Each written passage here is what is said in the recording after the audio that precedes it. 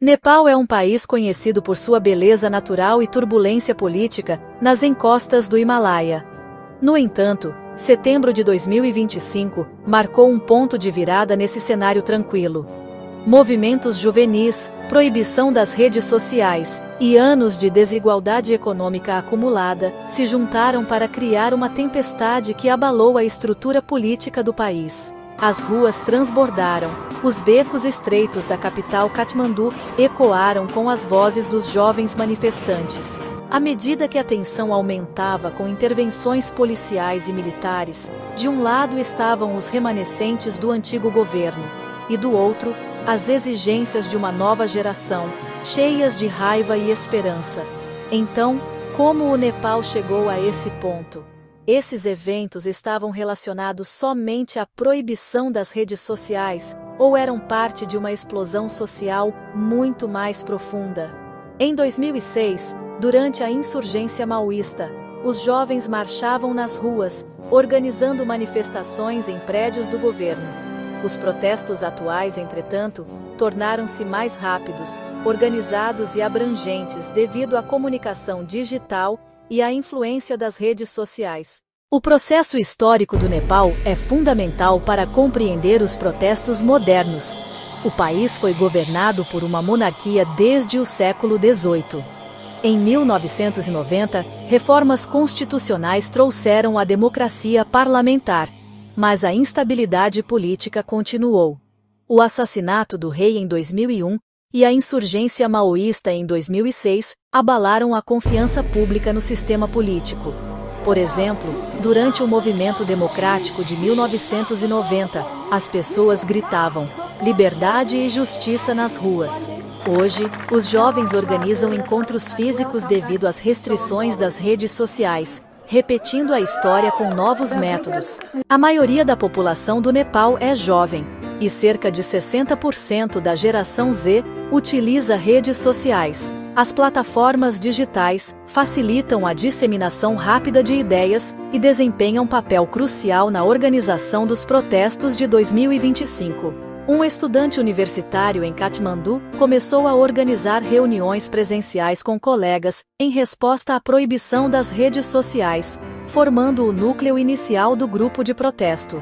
Em poucos dias, milhares de jovens se juntaram por toda a cidade. A distribuição de renda no Nepal era desigual, com baixo padrão de vida nas áreas rurais e acesso limitado à educação e saúde. Por exemplo, um jovem estudante que vivia em uma vila perto de Pokhara perdeu acesso ao ensino online devido aos cortes de internet. Isso foi visto não só como violação do direito à educação, mas também como restrição ao acesso a oportunidades econômicas, aumentando a adesão aos protestos. Em 4 de setembro de 2025, o governo do Nepal proibiu 26 plataformas de redes sociais, alegando atividades ilegais e desinformação. Facebook, Instagram, WhatsApp e YouTube foram bloqueados. As redes sociais eram a ferramenta mais importante para os jovens fazerem suas vozes serem ouvidas. A proibição foi vista como intervenção nas liberdades digitais, e os jovens se organizaram rapidamente. O movimento, que começou com pequenos protestos de rua, tornou-se manifestações massivas na capital e em outras grandes cidades em poucos dias. No centro de Katmandu, um líder estudantil de 20 anos estabeleceu um ponto de coordenação para milhares de manifestantes. Lá, os jovens definiram rotas dos protestos e discutiram medidas de segurança. Enquanto as demandas iniciais eram apenas por liberdade digital, os manifestantes passaram a debater corrupção governamental, nepotismo e desigualdade econômica. Os protestos agora ocorriam nas ruas, em frente a prédios governamentais e em campi universitários. Um grupo de manifestantes exibiu uma faixa em frente à prefeitura de Katmandu, gritando educação igualitária, governança justa, impulsionando ações semelhantes em outras cidades. Os protestos rapidamente se espalharam pelo país. Mais de 13.500 presos fugiram das prisões, e prédios governamentais foram incendiados. A passividade do governo e o uso do exército intensificaram os eventos. Foram declarados toques de recolher, mas os protestos continuaram. Ao menos 30 pessoas morreram e mais de 1.060 ficaram feridas em confrontos. Em Pokhara, choques entre o exército e os manifestantes viram barricadas erguidas pelos jovens, bloqueando o centro da cidade por 48 horas. Os jovens reduziram a distância entre áreas urbanas e rurais, espalhando o movimento de protesto. Grupos de mulheres e estudantes estiveram na linha de frente. A liderança não se limitou aos homens jovens. Com as redes sociais indisponíveis, métodos alternativos de organização surgiram. Um grupo de estudantes universitários passou a realizar reuniões semanais em um antigo centro cultural, mantendo a coordenação mesmo em áreas onde as redes sociais eram proibidas. Em 9 de setembro de 2025, o primeiro-ministro K.P. Sharma Oli renunciou e deixou o país. Muitos altos funcionários também deixaram seus cargos. O exército foi deslocado em torno do parlamento para manter a segurança e realizou reuniões com líderes dos protestos, que rejeitaram a nomeação de um primeiro-ministro interino, apontando falta de representatividade adequada. Durante negociações em Katmandu, líderes jovens discutiram o alcance das demandas do protesto e buscaram garantias de reformas democráticas junto ao exército. Esses eventos criaram um vazio de poder no Nepal. Apesar do potencial para reformas democráticas, disputas pela liderança política e diferentes visões aumentaram a incerteza. Os protestos afetaram profundamente a economia e a sociedade. O setor de turismo sofreu fortes perdas, excursões ao Monte Everest foram canceladas e hotéis foram duramente atingidos. Empresas reduziram produção e investimentos devido às preocupações com a segurança. A proibição das redes sociais prejudicou a comunicação de jovens empreendedores e pequenas empresas. Algumas tensões aumentaram entre grupos étnicos e regionais. Um grupo étnico da região Terai apoiou os protestos e entrou em conflito com o governo central. A participação política dos jovens aumentou e um movimento ativo da sociedade civil tomou forma.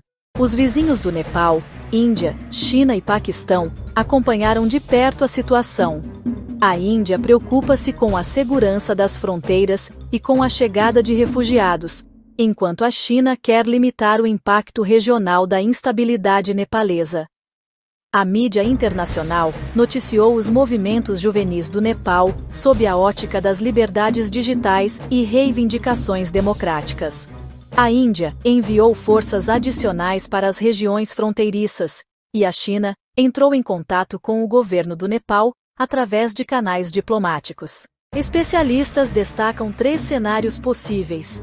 Se houver acordo entre o exército e os líderes dos protestos, as reformas democráticas podem acelerar, os jovens podem conquistar mais representação nas eleições locais e influenciar políticas de educação. Se o vazio de liderança e os conflitos persistirem, a instabilidade continuará no curto e médio prazo.